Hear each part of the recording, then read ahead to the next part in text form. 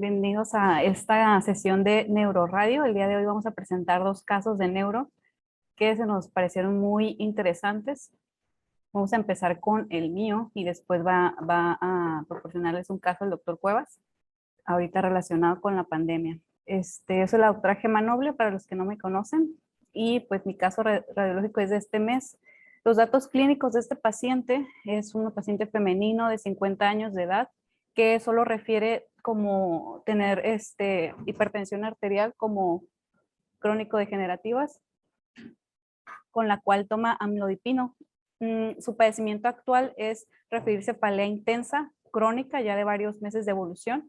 En mi parecia izquierda, datos de hipertensión intracraneana, las cuales se dieron con administración de esteroides. Y bueno, el médico tratante le solicitó una resonancia magnética de encéfalo. Les voy a proporcionar las imágenes. Si tienen alguna duda sobre los hallazgos, me pueden preguntar. Aquí vemos un T1 sagital, un plano sagital en donde se ve solamente pues un área de edema en la región occipital, parieto occipital derecho. En los planos axiales aquí ya se puede delimitar en un T2 todo el edema vasogénico en esta región, parieto occipital, y vemos esta tumoración heterogénea aquí, que es periférica.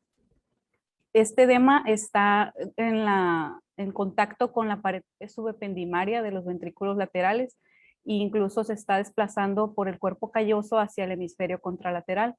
Aquí vemos unos planos coronales también delimitando la lesión con el edema y el contacto que tiene con la pared de los ventrículos laterales.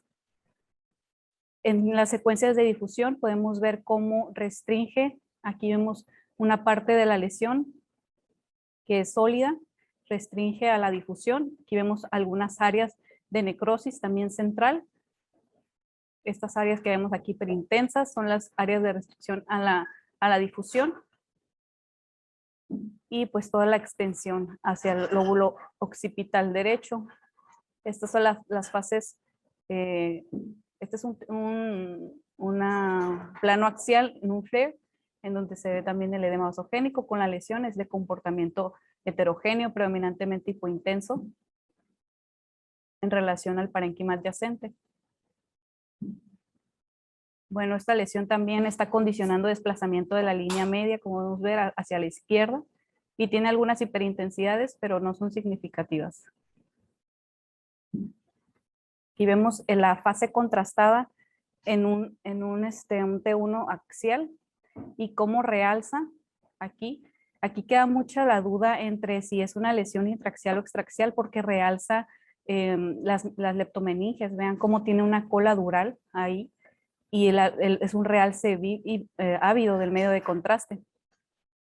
Y esta es un plano sagital en donde también podemos ver la lesión con un realce ávido y bien delimitado con el edema perilesional. Estas son unas imágenes macroscópicas de la lesión. El médico tratante nos la proporcionó. Es una lesión como se veía, lobulada, grisácea, amarillenta. Esta es una imagen transoperatoria de la lesión. Y pues gracias al doctor Martínez Ibarra por mandarnos este paciente y por mandarnos las fotos de la cirugía y de la pieza macroscópica. Lamentablemente pues no nos pudo acompañar, él nos iba a hablar un poco sobre la técnica que utilizó. Pero bueno, esta lesión resultó ser un linfoma primario del sistema nervioso central.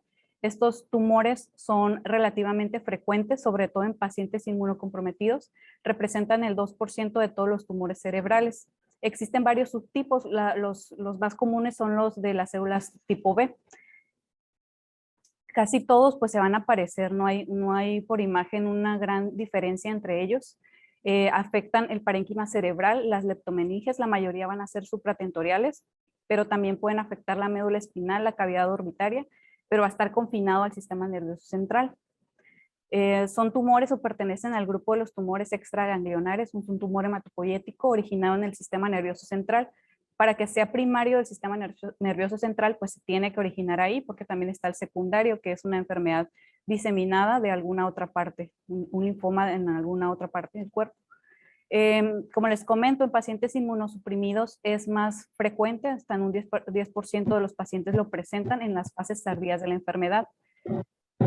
Pacientes con receptores de trasplantes de órganos sometidos a inmunosupresión, hasta en un 20% lo pueden presentar. La incidencia en pacientes inmunocompetentes es en la sexta y la séptima década de la vida.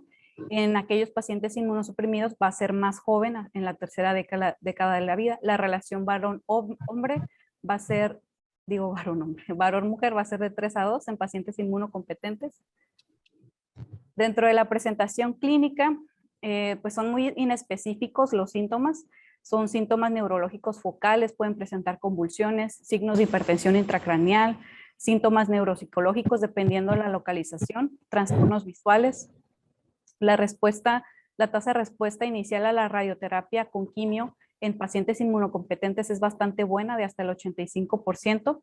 La tasa de supervivencia a los 2 años es del 40 al 70 y a los 5 de 25 al 45%. En pacientes inmunocomprometidos, la supervivencia media después del tratamiento con múltiples modalidades es de 13.5 meses. Y bueno, esta es otra imagen que nos proporcionó el doctor Martínez Ibarra de la pieza macroscópica de esta tumoración. Como les comentaba, es un tumor por lo general supratentorial, en un 60 al 70% va a ser solitario y en un 30-40 va a ser múltiple. Afectan predominantemente la sustancia blanca periventricular, también el cuerpo calloso y los ganglios basales, son sus zonas predilectas. Va a estar próximo a los ventrículos laterales, como lo vimos en las imágenes, y tiende a infiltrar a través de las paredes ependimarias, también con el contacto que veíamos en las imágenes. Las características por imagen, bueno, generalmente va a ser una tumoración hiperdensa con realce ávido de medio de contraste, va a tener restricción a la difusión, va a tener una extensión subependimaria, va a cruzar hacia el hemisferio contralateral por el cuerpo calloso, es una característica importante. Puede afectar las leptomeninges, va a provocar efecto de masa también por el edema vasogénico importante.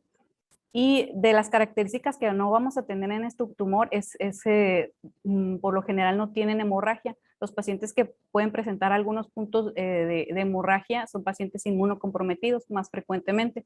Tampoco va a tener calcificaciones. Por tomografía, como les había comentado, es una masa hiperdensa.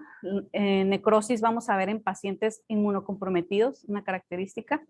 Por resonancia magnética en pacientes inmunocompetentes se va a ver como una masa sólida con realce uniforme, y en pacientes inmunocomprometidos una lesión con realce anular tiende a ser un realce más heterogéneo, un realce periférico con necrosis central. Y va a presentar restricción a la difusión, como vemos en esta tumoración parecida a la de nuestro caso, en donde vemos la tumoración parasagital en el lóbulo occipital derecho con un importante edema vasogénico perilesional que presenta restricción a la difusión y un realce ávido con una área focal de necrosis central. Por espectroscopía, vamos a tener un pico alto de colina con una disminución del N-acetilaspartato y una inversión del pico de colina con creatina.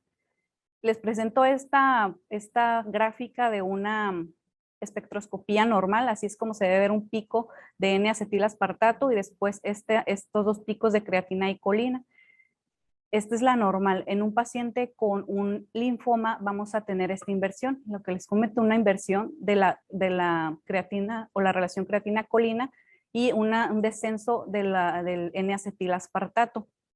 Una característica aquí importante también para diferenciarlo de, por ejemplo, una toxoplasmosis es que se va a ver más o menos igual estas características de los metabolitos, sin embargo va a presentar un pico alto de lactato. Bueno, ¿cómo vamos a diferenciar por imagen un linfoma del sistema nervioso central que es primario versus secundario? Primero, el sitio primario en el involucro es en casi un 100% va a ser en el parénquima cerebral en aquellos tumores primarios, y en los linfomas secundarios va a tener más predilección hacia las leptomeninges o el espacio subaracnoideo. La localización típica va a ser periventricular y superficial en el primario, y en el secundario las leptomeninges, subependimario, dural o nervios craneales incluso. Por tomografía, pues van a ser lesiones iso e hiperdensas con realce marcado, y en la secundaria son lesiones hipodensas superficiales, va a tender más a ser superficial. Y pues bueno, por resonancia magnética va a ser muy variable dependiendo de qué grado sea o qué grado de necrosis tenga. Dentro de los diferenciales vamos a tener principalmente la toxoplasmosis cerebral. En la toxoplasmosis vamos a tener que no tiene tanta predilección para extenderse hacia la región subependimaria a como lo hace el linfoma.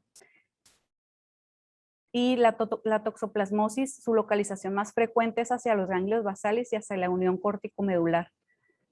También tenemos como diferencial, bueno, este es un paciente con una toxoplasmosis, vemos cómo es un realce periférico, tiene edema vasogénico y está localizado en los ganglios de la base.